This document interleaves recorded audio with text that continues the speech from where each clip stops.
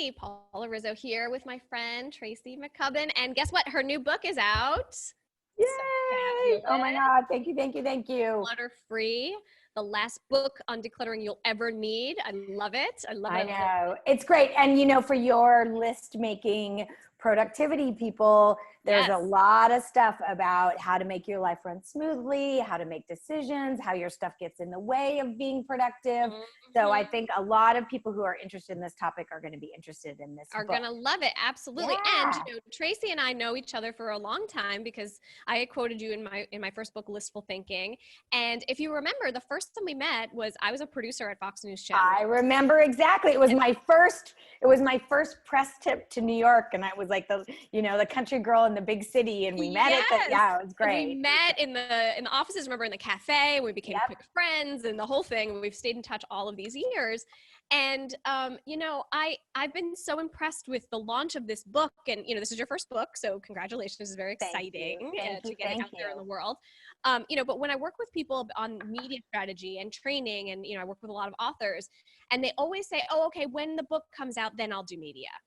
I always say that's too late. It's too late. And you, my friend, have mastered this. So you went through the take me back, like you wanted to write a book, right? You wrote a proposal. Yes. And when you got to the proposal state, talk to me about like your strategy behind it, because you'd been doing media for a while. And then the book is out, and then you're doing more media, which is very smart because you want producers and editors and people to know you already. Yeah. So I, a little bit instinctually and a little bit of good advice came my way. When I got an agent who signed me based on the proposal, we made a decision to do about 4 to 6 months of press before we took the proposal to auction out, which is out for sale. And it was there were a couple thoughts behind it. One, it was to really hone the message. And two, it was be able to go to publishing houses and editors and say, look, she already has this experience. She can talk about the book. She's been on camera. So I hoofed it. I was like, I did it. It's a noble thing, because you know what? When you're showing it to these publishers, they want to see that you have the chops. You can do the thing that you're saying you can do. Oh, because she's already done it. Exactly. My favorite story is I got up at like 4 a.m. to drive 2 hours to do a local radio station. And I was like sandwiched between the kitten rescue and the Oktoberfest. But you gotta do what you gotta do. You gotta do it. And so that when we went to auction, I had a reel of, 12, everything from podcasts to local TV to, and it really helped. It really, really helped because they knew that I would be able to go out and support my book. So then when the proposal sold and I started writing the book and we started working on the book, I took a break. So if I got requests, I would do it, but I wasn't out there pushing myself out there. Right. And so then, sort of a flurry first, get the interest, get people knowing who you are. And I would imagine too, just knowing from doing media and telling people to do it, that honing your message, as you said, being able to, hey, I need to practice this stuff too, right? Nonfiction authors write a proposal. They don't write the entire book. So you sell the proposal, and the proposal is not the full book. So you're still working out the idea as you're going. Absolutely. Absolutely. And also, this sounds so silly, but it's such a huge part of it. I was like, okay, never wear yellow on camera.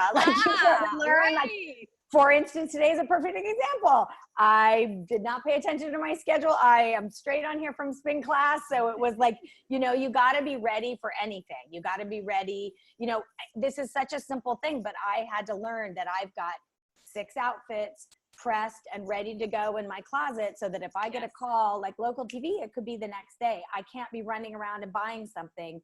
I worked with a stylist to get some TV outfits, so that now that we're in the big push for the book, I'm ready to go. You're ready. See, I love it. I love doing it before. This is part of the planner in you, right? Yeah. And the being organized, but it is very true. As somebody who's been in, media her whole life, being able to have people who can do that. If a producer calls you and you show up and you're ready and you look good and you speak well and everything runs, I'm going to call you again and again and again. Absolutely. Look, Exactly. I always think that, I'm being invited to their party and they want to know that I'm going to show up with ice.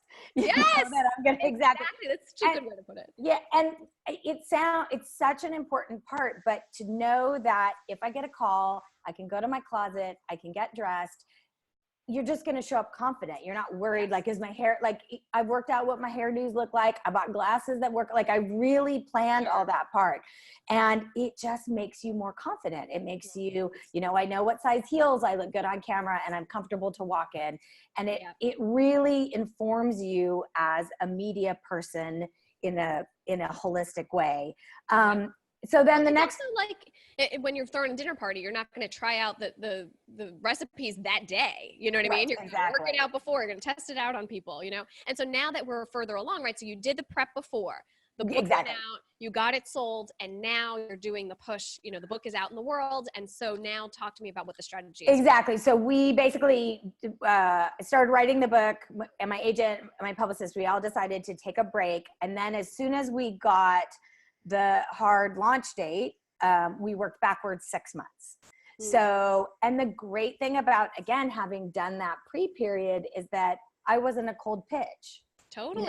Local TV, people knew I could perform. People they're like, oh, great. Now she has a book. Let's do it. Now we can talk about something. Producers get so many books. I mean, I had a stack like this at Fox. Every day I get more books and more books and more books. And it was like, if I didn't know the person or if I didn't care so much about the topic or whatever, I would never even see it, But when you're able to say, hey, oh yeah, Tracy, we love her. She was so good last time. Okay, yeah, bring her in. Let's talk about her book. Exactly. And then you've got the freedom also for people to say, we want to talk to you closer to the book. You're not, and it's just having that was so fantastic. So it was very methodical. It was very like, here's who we want to reach out to, here's the amount of podcasts. I think I'm at the halfway point of our goal of podcasts. And I will also say this, do everything. Yes. Do everything. Don't be a snob. Don't be a snob. First of all, for me, I want my message. I have something very important to say to people, and I don't know what podcast I'm going to listen to. This is a great example. I got a call, and it's a quite popular podcast called the Mental Illness Happy Hour. Okay. And my publicist said, "Oh, we'd like to have you on." And I was like, "Is that?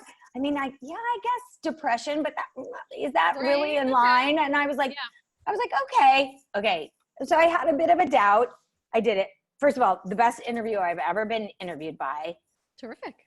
More people, like I've had like a waiter say to me, "Oh, I heard you on this podcast." Like so say yes to everything, especially if you don't. First of all, you never know who you're going to reach in the audience that you're trying to get your message across to.